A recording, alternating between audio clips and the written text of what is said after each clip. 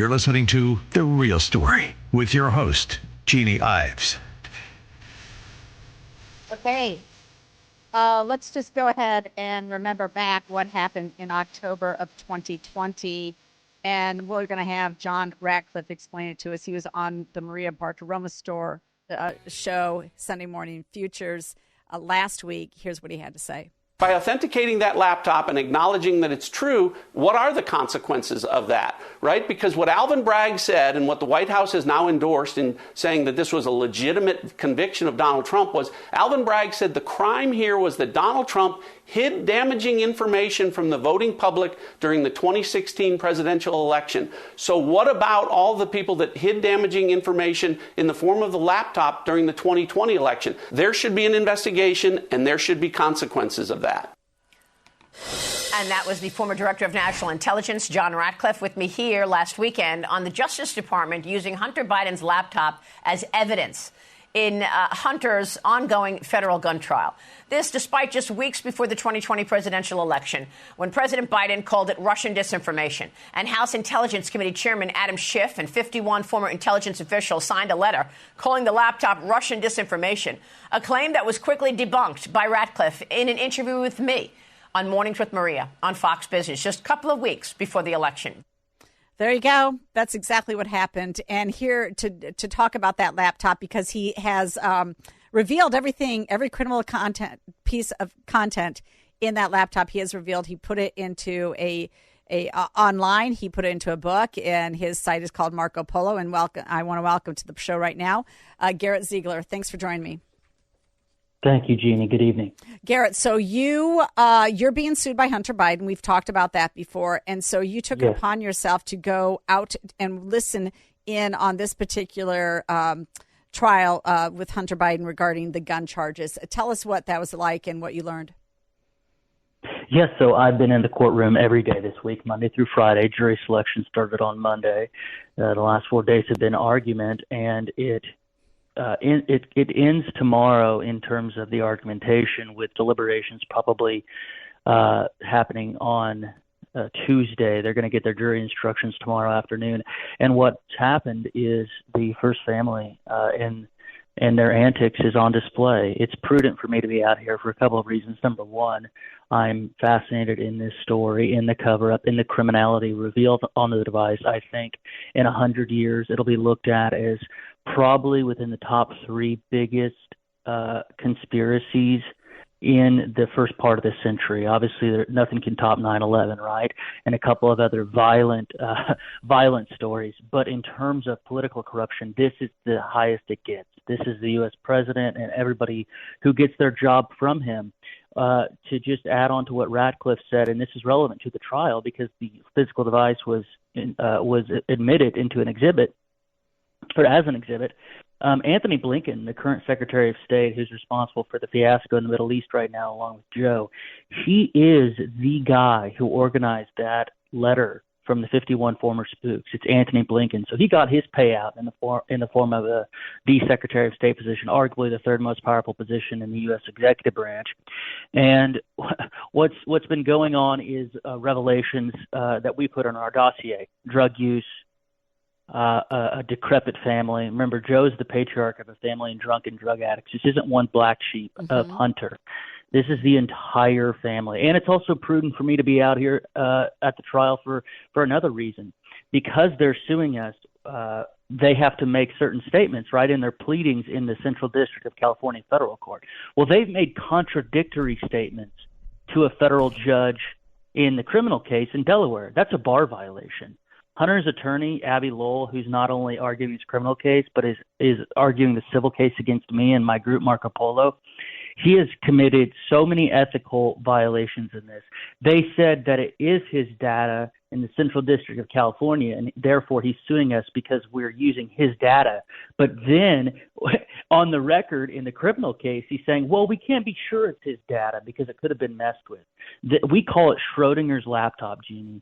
It is authentic when it suits their purposes and inauthentic when it doesn't. The problem is when you submit stuff in federal court or even in state court, If that is knowingly false, he needs to be sanctioned. Abbey Lowell needs to lose his bar license, and he's the guy on the floor this week in Delaware. Well, I mean, it's just, I appreciate you being out there. Did you notice your book floating around in the courtroom? Yes.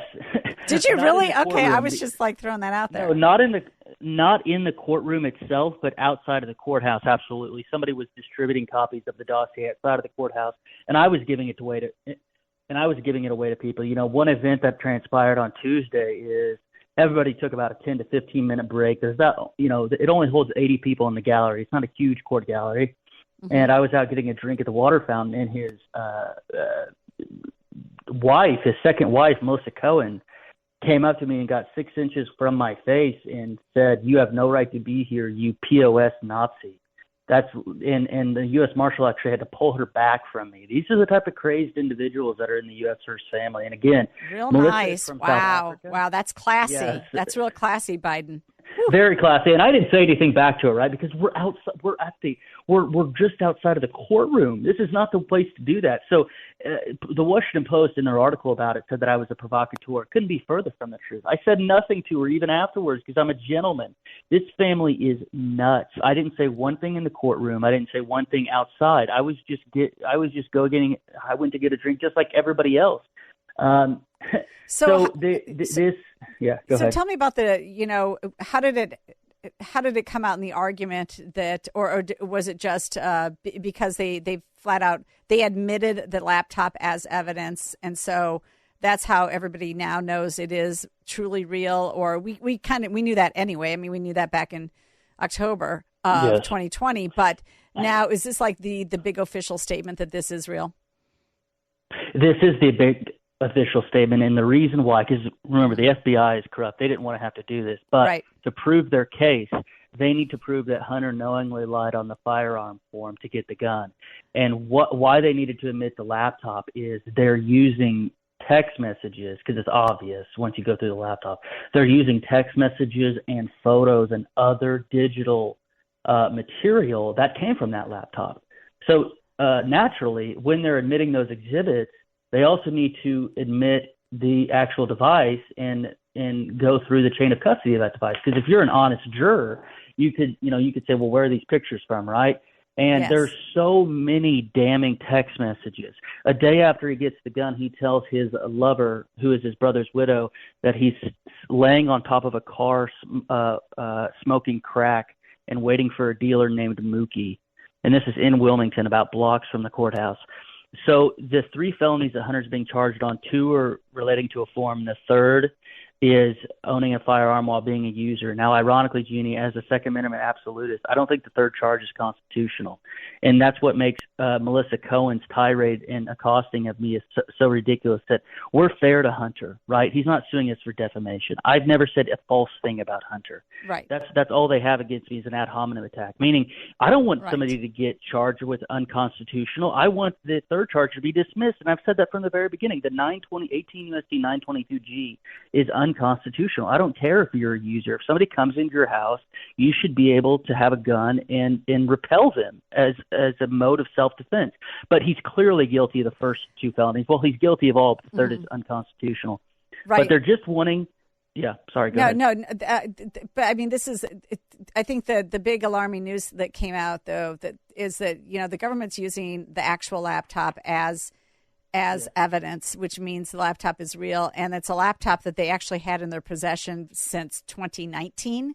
Correct? Yes, ma'am. And December they just 9th, 2019. Yeah, and they knew it, and they could have said something about it. They could have, but they leaked instead to Anthony Blinken leaked instead to 51 intel officers to sign off saying this is Russian disinformation.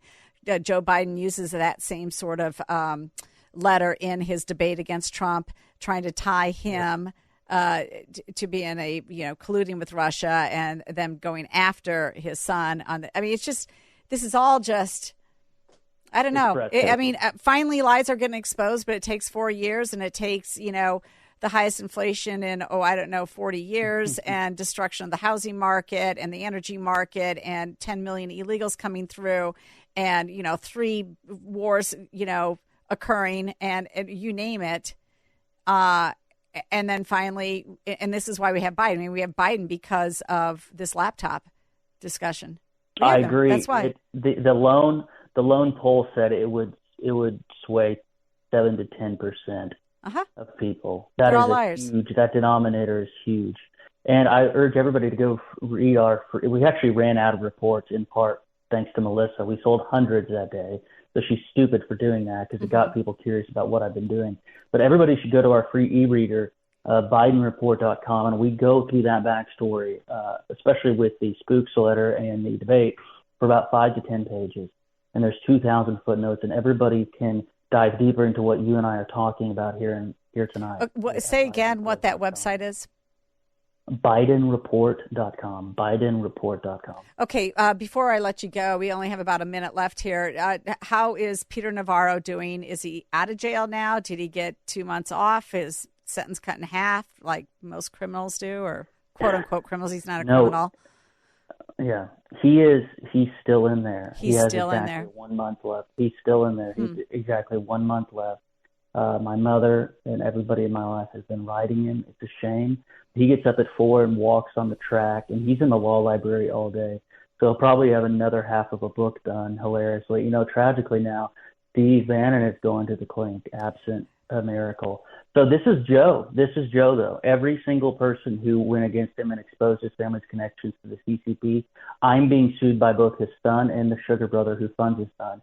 Peter's in the clink. Bannon is going to the clink. Rudy has had his apartment raided, and Miles Guo is on trial right now in Manhattan. This is a tyrant. Yeah. Well, in my commentary this week, I basically said at least we are starting the day of reckoning for the lies that have been told to the American public for the last 4 years. And that's with Fauci on the hot stand and now the government using the Hunter Biden laptop, which they had previously said was false information. So, Garrett, thanks a lot. Are you going back next week to hear the rest of the trial? I'm not sure. Okay. I probably won't, just because I think he's going to be guilty. If I had any question, I probably would. But I appreciate, and hopefully we can go on and talk more about it. All right, go to BidenReport.com. Thanks a lot, Garrett, for joining me tonight on The Real Story with Jeanne Ives.